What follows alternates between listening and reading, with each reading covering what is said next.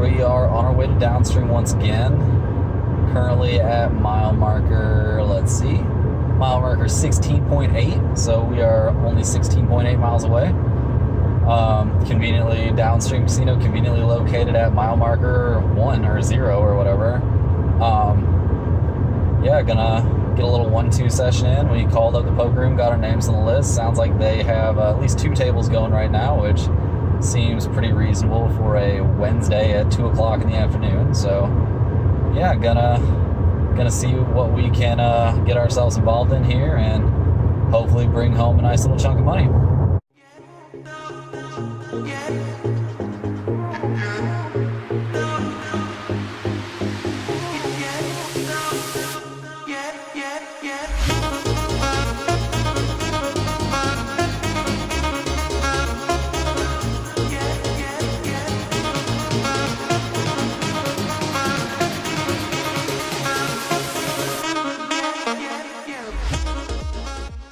So the first hand I'm going over today, I have 10 8 of spades in the small blind.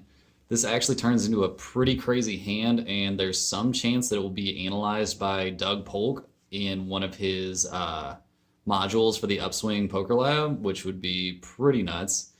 Anyway, a little bit of a rundown here.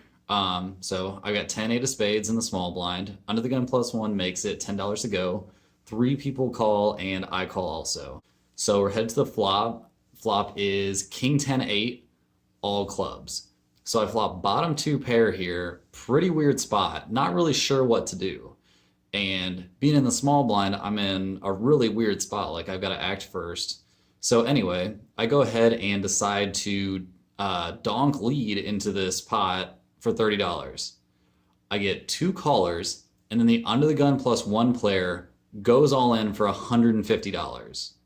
So I'm like in the tank. I don't really know what to do. Very weird spot. Thought about it for a bit. Decided the only thing I can really do here is, or at least in my mind at the time, is reshove. In hindsight, I don't like my donk lead. I guess. I'm not really sure. Anyway, the way things end up going down is everyone else folds after a lot of tanking, which was like pretty weird to me. Like, what are you tanking with there? Like some club, I guess? Anyway, the guy ends up calling me, and he had pocket aces with the ace of clubs. Luckily, we don't even have to sweat it. The turn is the 8 of diamonds, so we immediately hit a full house. The river is the 5 of clubs, so we had to hit that full house or we would have lost. And I take down a really nice pot. Like, early in the session, in a weird spot that I wasn't 100% sure what I should do. I'm like super open to hear any critiques of that hand, so please let me know in the comments like what you think I should have done. I'm not sure if Doug has analyzed it. I was asked to send that hand in, so we'll see if that actually ends up in Upswing. I'm pretty sure the verbiage that was used was that Doug will eviscerate that donk bet. So we'll just have to see. Hopefully we get to find out.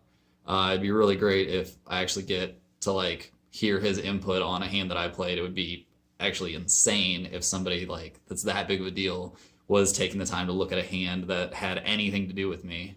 Anyway, on to hand number 2. The second hand we're gonna go over is a fairly standard spot. I have Jack 10 offsuit in the big blind. Under the gun +1 makes it $7, which is a very small raise in this game. I mean, it's a 1-2 game, but a standard open size is at least 10, usually closer to 15. So he makes it 7. 3 other players call, and in the big blind, getting a discount, I go ahead and make the call. The flop is Jack high. Under the gun +1 bets $20, and I call. I guess I could maybe lead on that flop. Probably not. Actually, I take it back. I don't want to lead on that flop ever. Anyway. So I flop top pair, check call. Turn is the 8 of diamonds. He bets 30, and I call. The river is the 4 of hearts. He checks. I think for a second about maybe trying to take the lead here. I'm not sure what. Like, I guess he could be scared of a 4 if I'm remembering this opponent correctly, but I'm not. I just can't. You can't do that with all your Jack 10s there, or like how many jack tens, and he's gonna have a ton of jacks. I'm not even sure if I like my call down here. I think I have to, but I'm not 100% sure. So once again, feedback in the comments is greatly appreciated. What you think I should have done. Anyway, he checks, I check back, and he shows me king jack offsuit. So he just flopped a better top pair than me. So not a whole lot to do there, but we lose a small, slightly standard hand. On to hand number 3. So hand number 3 was wild. Played this hand against a guy that I have a lot of history with, have played a lot of hands against before. He's definitely going to watch this. I'll be shocked if he doesn't. Yeah, so a wild hand for sure. So I look down at ace jack offsuit on the button. Under the gun straddles. I open to 25 after one player limps, and the limper and the under the gun player both call. So we're going to a flop with a big pot already, like $75 pot, just heading to the flop. The flop is ace jack 8, so an amazing flop for me. I flop top 2 pair, so now I'm crushing ace queen, ace 10. Like I'm in a great spot. Like I've destroyed this flop. Like my range, like it hits my range very hard too, because I'm gonna have all the ace kings, all the ace queens, all the ace jacks, all the aces, all the jacks, probably even have all the 8s here too. So like I am nutted right now, and they should probably know that, like I would think. So anyway, I bet 25 because maybe that's a bad bet sizing. Maybe I should go for more here. I guess it turns out that I induced with that bet, so I'm not super sad about it. I think I like that sizing. I'm pretty sure I like that sizing. So only the under the gun player calls. Pot's $125 going to the turn. The turn is the 10 of clubs. So not really a card that I love, but I can't be too scared of it. I block a lot of like hands that could be trying to make a straight here, I think.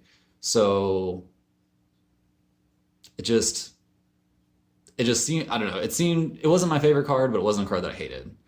So I bet 45. Under the gun, thinks about it for not very long at all, and makes it 105. So a very small re-raise, like almost just a click back re-raise. So I think about it for a little bit. Like he could have clubs here, I guess, and have turn and like some sort of straight draw, or like some sort of pair plus, or like some sort of pair plus flush draw now, possibly. So I was like, I don't know, I was very concerned. In hindsight, I don't think I should have been so concerned. I shove for 225 total, approximately. He tank calls and shows 9-4 of hearts. Yeah, 9-4 of hearts. So not really a hand combination that I saw as a possibility. So I am a huge favorite right here. I haven't actually ran the math. I may run it and put it in the video. But anyway, he's drawing to, as far as I can tell, unless I'm missing something, a 7 or a queen. So anyway, we are really feeling good, but unfortunately the dealer peels off the 7 of diamonds, and we lose a huge pot in like very disappointing fashion. I never thought there was any chance that I was going to be behind there. I mean, if he would have like rolled over, like, I don't even know, like he rolls over 9-7 there. Like, why is he getting out of the line with 9-7 pre-flop? Like, why is he getting out? Like, how many 9s is he supposed to have in his range when he calls a $25 pre-flop bet? I mean, I guess I made a mistake by not sizing up my pre-flop bet, I guess, because there was a straddle, but I mean, it's only a $5 straddle, so that's still a huge pre-flop bet. So I'm not sure what I should have done. If you have any idea what I should have done, please let me know, because I think it was unavoidable. But anyway, lose a big one, pretty disappointed, and our session is starting to spiral a little bit. Hand number 4, I actually have footage from the casino, so get ready for that. It gets dark. Well, guys, looks like our trip to downstream is going to be a short one. Just got pretty aggressively angled by an old man, which isn't something I've ran into all that many times. I open up ace queen. It's $15. Get one caller. He very hesitantly calls after limping, after like basically fake folding his cards, like holds them up in front of himself, like is holding them the traditional I'm about to throw them in the middle, then puts them back down and says, no, I guess I'll go ahead and call. The flop comes queen 10-8. He checks. I bet 15. He makes it 45. I guess I should have known that an old man is never gonna be bluffing there at all. Really didn't feel like any of the things he would have hesitated to fold before the flop were things that I should be worried about. Like, I don't think he hesitates to fold 10-8 or queen 8 or queen 10 before the flop. And obviously, like, queens, 8s, 10s, he's gonna snap call. Like, king queen, he's gonna snap call. So, like, didn't really make any sense to me. I had just gotten bad beat in a $850 pot that we just talked about. And so anyway, I talked myself into going ahead and shoving my last like 115 or something like that. And he had fake folded before he check raised me too. I guess this is just like crazy strong signs. I don't know. I don't know. But he had it. So had Jack 9 of clubs. So pretty interesting angle. Don't usually expect to see the older gentleman angle so aggressively, but yeah, I don't know. We down 300, our first losing session for the vlog. Not super stoked about that, but now time for the super long drive home. It's long when you win, it's long when you lose, but it's even longer when you lose. On our way home, pretty tilted. Should have been a big winning day, instead it was a big losing day.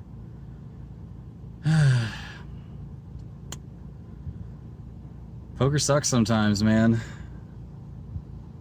Oh well. Get him next time. Not really unhappy with any of our decisions, I don't think. Whatever. See you in the next one.